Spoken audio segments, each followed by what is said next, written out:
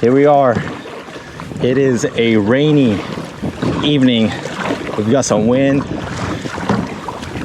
but we're taking the kayak out. It's a little bit sketchy, I'm not gonna lie, especially when you're just paddling out into a big open lake.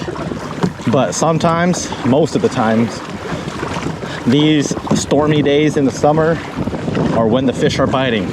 Not all the time, but it is a good bet, especially when you've had like just weeks of hot weather. Anytime you get a break in the weather and it cools down, you get some rain. As miserable as it might be fishing in the rain and being wet, sometimes that's when the bite turns on. So we just launched out, but we got quite a paddle. I think we have like a mile paddle to get to where we want to be, and then we're gonna start fishing. Hopefully we get in and out safely. So let me run down all my rods today. So whenever I come to this lake, you face a plethora of different structures. You've got docks, you've got weeds, lily pads, rocky structure, deep water, shallow water. So this lake, I try to always bring a variety of arsenal. So this is a 6'6" heavy rod. This is my worm rod. Got just a Abu Garcia Black Max. This is like one of the original, super old. It's on its last leg. I think I've got 12-pound fluoro on here. And this is a 3/0 EWG hook. And then I have a 5-inch Yum Dinger. This is watermelon with red flakes. And a 1/8 ounce lead weight. That's my wacky rig. A wacky rig for summer fishing here, it's kind of a staple. Like if I go bass fishing, I always have a wacky rig. Next up, this is one of my favorites to fish around here. This is a swim jig. This is a dirty jig. This is a perch color. And then for the trailer, I have a Strike King Raged paddle tail. And this one has 65-pound braid. This is a 7'3" medium heavy fast action rod. And this is 65-pound braid because with this particular swim jig, even though it's a swim jig, I think the swim jig is the most versatile. You can flip it, you can pitch it, you can cast and retrieve it how it's supposed to be. But I have 65-pound braid because some of these bass in this lake, they don't hug the edge of like lily pads. They are like 5-7 feet inside the lily pads. You got to pitch into the thickest, nastiest lily pads, and essentially it's a reaction bite. It drops on top of them, they take it, and you need the 65-pound braid to set the hook and flip that fish out of the lily pads.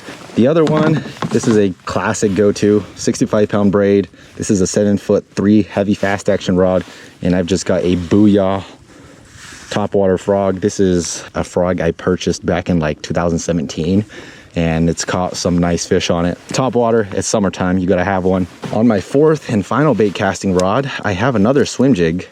The only difference is that this one is a crappie color. So this is not a perch color like the other one, but this one is tied on to 15-pound fluoro. So this one with 65-pound braid, this is meant for me to pitch and flip into the lily pads where I need this 65-pound braid to pull them out of the weeds.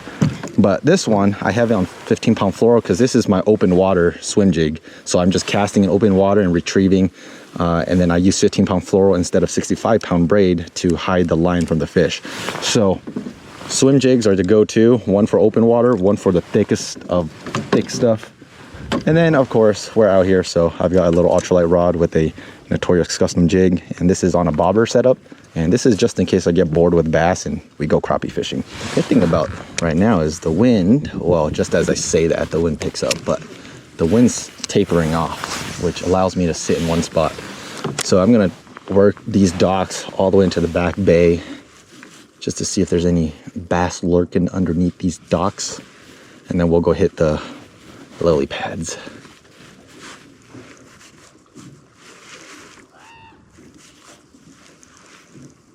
This reel needs some oil. It's so sticky. You know what? Let's put this wacky rig away for a second and let's cover water. The wacky rig, it's really slow. You cast into a spot and then you just pitch it around. With a swim jig, especially this one, you cast and you just retrieve. You cover water a lot faster. And I use primarily crappie and perch because those are natural bait fish up around these parts. There's crappie in this lake, there's perch in this lake. There's also bluegill, but swim jig's very easy. Cast and retrieve just like this.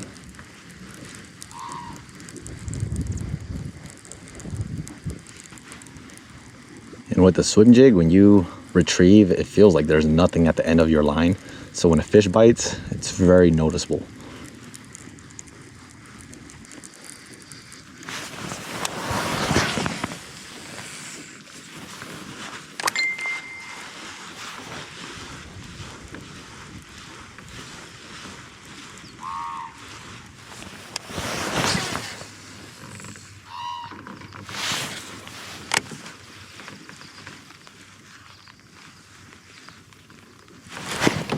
Still fish on the drop.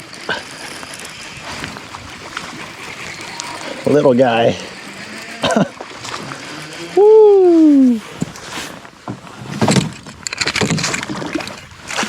What's up? Swim jig. There we go. I accidentally cast it over the dock, flipped it over, and I thought I felt him bite it, but that's on the swim jig right there. Long and skinny. Chris just texted any fish and I just said no, and I cast it and I caught one. First one of the day. Love it. Hopefully it's a good start, or a start to a good day. There he goes.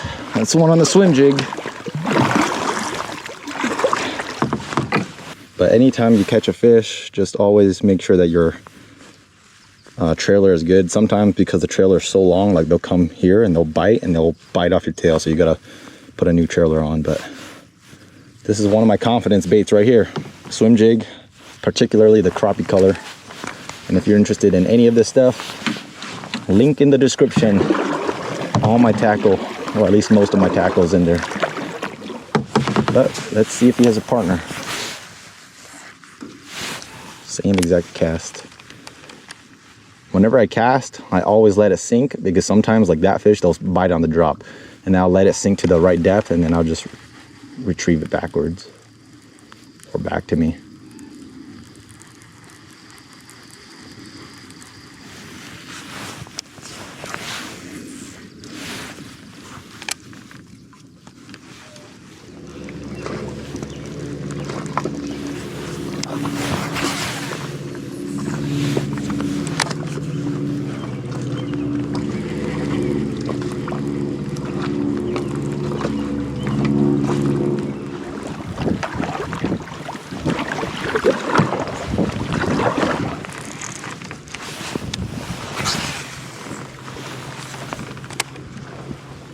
What's up?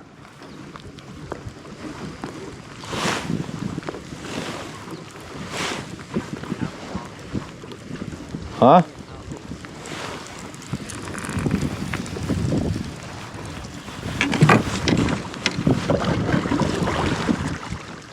Get that thing home. Huh? Unhook. Oh. Wow. Look at this guy. You're supposed to catch fish, not your own Hunter orange vest. Nice hook set.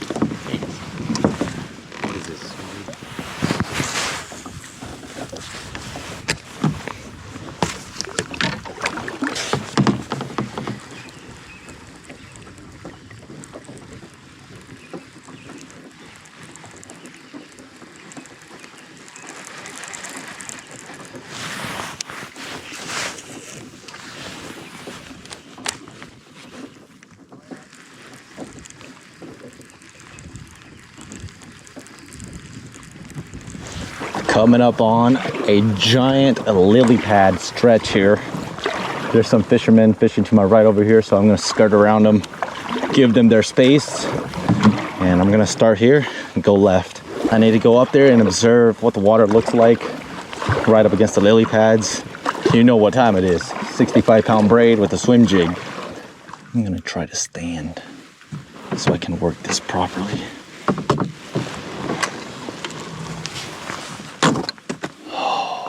All right, so you can see how there's so much water back here, which means in these pockets, there might just be some bass like this.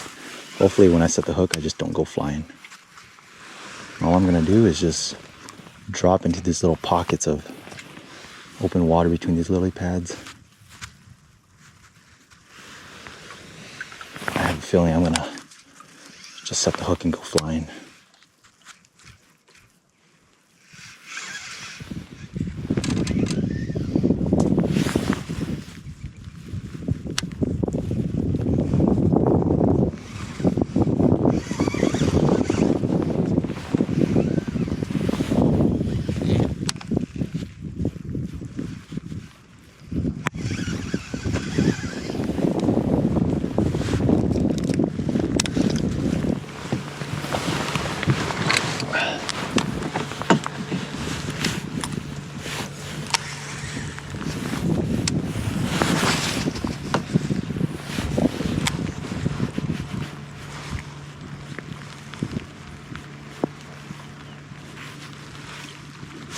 Oh, fish on, baby, on the top water.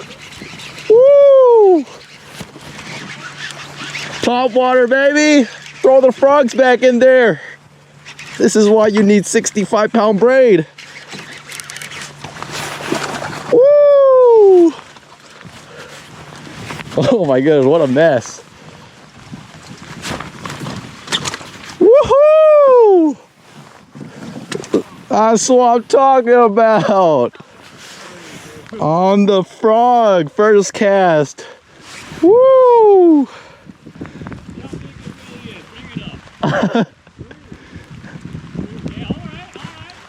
I'll take you on a top water. That is stinking awesome. There might be a bunch more back in there. It's really shallow back in here. You can see it's basically the shoreline and it just looked froggy. Yes, sir. It's pouring down. All right, let him go. Woo!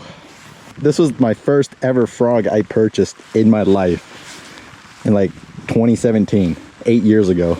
And I caught my first ever fish at this lake with this frog that year. Man, it just looks so froggy back over here. This is like, once you set the hook, you just try to skate them over.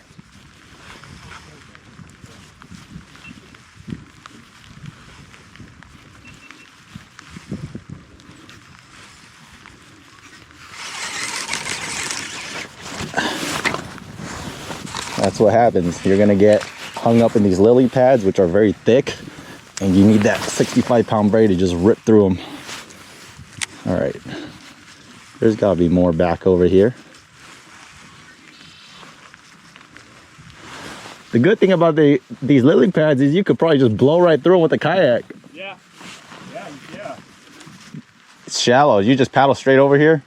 Yeah. Oh.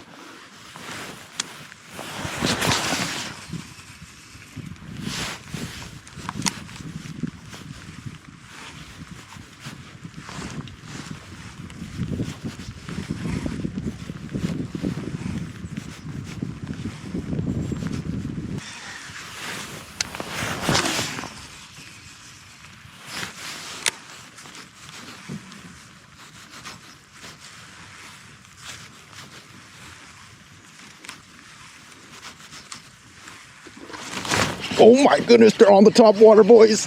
Oh my gosh, I lost them. I was not ready. I was gonna lose my balance. This kayak is not meant to stand. This canoe is not meant to stand. So like, I'm using so much calf muscles right now just to stay upright. And so when I go to set the hook, like, it wobbles. And so I have to be extra cautious to not flip over.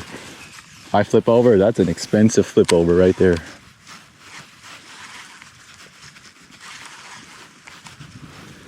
So when it comes to frog fishing, it's the 65-pound braid. I've kind of beat that dead horse. But the other thing is you got to have, or it's good to have, a reel that has a very high gear ratio. The gear ratio simply means per one full revolution of you reeling, how much does your line retrieve? The faster or the higher your gear ratio, the better, because when you hook into them, you want to bring that fish in as fast as possible, because if you go too slow and you give them time to dive and, you know, just go and like tangle up, like, you're gonna have a fun time getting them out. This is only a 7.3 or 7.1, which is Not the fastest, but it's decently fast enough. Back then, when I first got into this, like 7.1 or 7.3 was kind of up there. But nowadays, like we have like 8, 8.6, 8.1s. I think sometimes even 9. So like it's a little slower, but it's better than like a 4.8 or a 5.2. I'll try to see if I can make it in there. I just noticed my paddles are gone. Good thing they float. Man, mine cuts through so nice.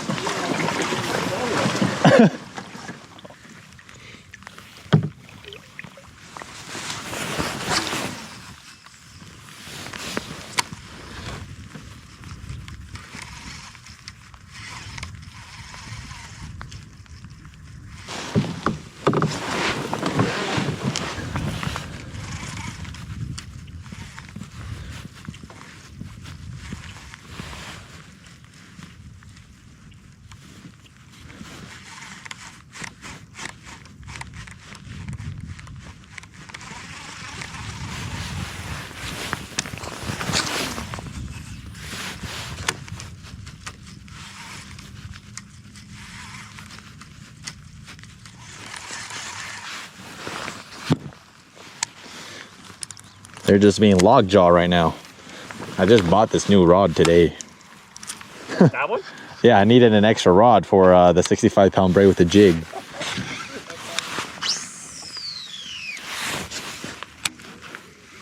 So like they're catching some big ones over there. You hear that? I just new job.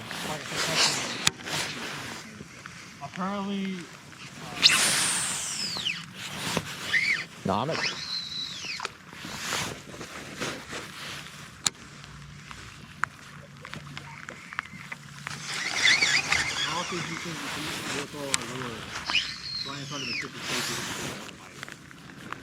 I don't know. I'm first to believe that there's just nothing there. just gonna plow right through this kayak or canoe.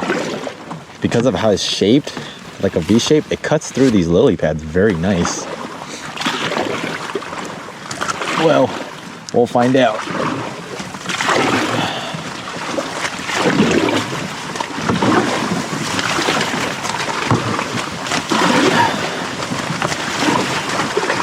Look at that. Just to make sure I don't lose my rod. But we're back out. Let's throw the wacky around for a second here. Conditions just look so good, but oop. Too weedy here. This calls for the swim jig or top water. Well, that's Nick. He popped out of nowhere. What's up? How you doing, guys? Long time no see. I know, it's been a minute. For once, the weatherman didn't lie. He said 20-30% chance of rain, and it's been 100%. Yeah, completely soaked. I'm a little baffled that the bite activity hasn't been better with this condition. I know, with how nice the... I know, it's been like, it's been perfect. Might have to go find ourselves some crappie or something.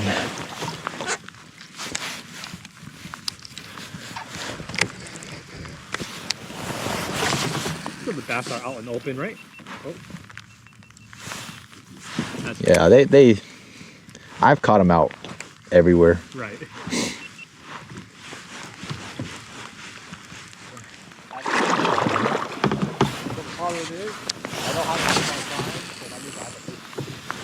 Me neither, but just order way ahead of time.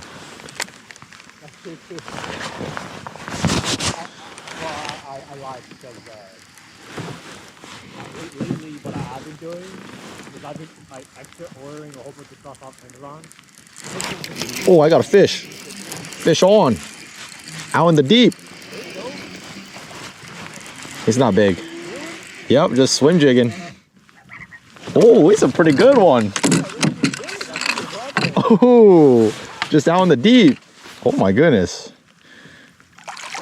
Oh, he's actually pretty good. Woohoo! Man, that swim jig. Man, he's got some zombie scars. Got him. Yeah. Damn, dude. Like a high 1, 2 pounder. High 1. I catch those all day. So you give me like 5 of these a day, I'm through the roof, man. That is awesome. Yeah, dude. On the swim jig, man. So like I said, open water, casting, and just retrieving. He smacked it hard. We were fishing in the lily pads for a good bit there, and then decided to come out here. There you go. That's the zombie side. That's the clean side. All right, appreciate it, buddy. There he goes. Woo! Man, the thing with swim jigs is they bite and it's like hard, but it's also soft at the same time. Right, depending on how they hit it. Yeah, because it's like a big thump, but it's like the swim jig is so subtle in it of itself. You don't feel much else.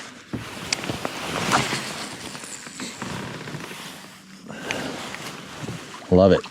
Just casting. Even though we're like out from the lily pads right here, like this is essentially a shallow flat.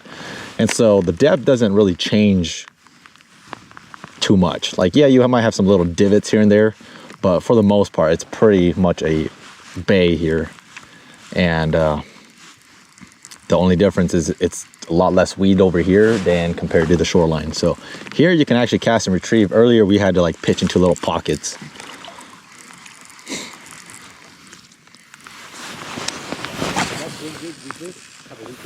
Yes, swim jigs, particularly swim jigs, they're designed to be very effective in weeds.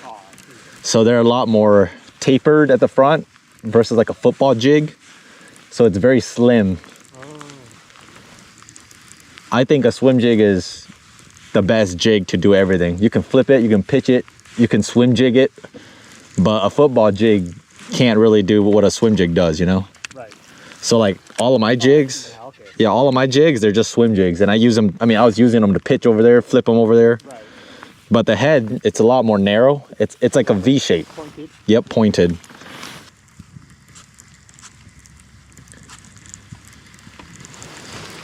Come on. Let's get a kicker fish.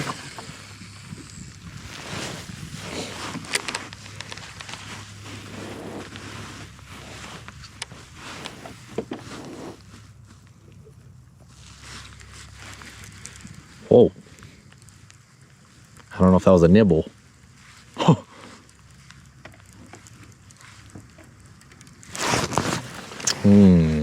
there you go. Hook sets are free. It felt fishy. I'm not gonna lie. There's this dude out here. Oh yeah, I was just waiting for him. Go get fishing. I was like, set the hook, man. Set the hook. And he's sitting there holding it. Set the hook, and there's nothing.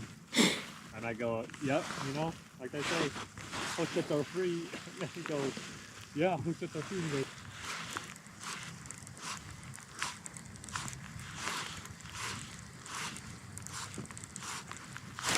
Yep, right there. I don't think he's that big, but I think he's just your average ones. Dude, I'll take these guys all day, man. I just looked at your rod tip. Oh my Your goodness. rod tip looked like it's just bending.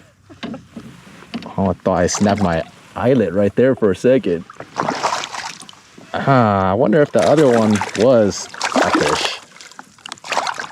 You're not coming off. Woohoo! Oh. Oh, if you don't do that. Don't worry, the fish is in my boat. The crappie swim jig, man. There you go. There you go, folks. I've been telling Nick, man, this swim jig right here, it's one of my confidence baits, and I think today's kind of been a prime example. I mean, not a super giant fish, but man, I will take these guys all day. This is probably like a high 1, low 2 pounder, but that's all it is. This is a 5/16 ounce dirty jig, crappie color, and then I have the rage tail, paddle tail on there. This is the 3/4 inch one. So stinking awesome, man. It's been a couple years since I've strictly gone bass fishing, and the past trip and this one's kind of reminding me why I was so into it. All right, buddy. There he goes. Oh man, he hit like right at the boat too. At this point, I'm just casting like anywhere. Like I have zero. I don't really care why I'm casting. If it's open, I'm casting there. But I do let it sink though. I'm not fishing surface. I let it sink a good like 3-4 seconds before I start retrieving. Because it kind of seems like they're a little bit deeper. It's gonna wrap it, folks. We had a successful outing in the rainstorm. It's pretty productive. I think caught like 4 or 5. 2 topwater blowups, and the rest just on the tried and true crappie, dirty jig, swim jig. Now I'm gonna troll this thing back. And then we're gonna go grab some food. This week I've been focusing on largemouth bass and it's so fun. I don't do it as much as I used to, but it's kind of a good reminder of just how fun it is. What a trek. What a trek. You took your little Honda? What's that? You took your Honda? Well, Taco Bell is closed, so we're here at Applebee's. Always gotta start with the classic combo, you know? There's the appetizers. There you go. Let's start. Ooh, hot. Chicken, cheese sticks. I'd rather be fishing than at work. Tell you that much. That's right. Ooh.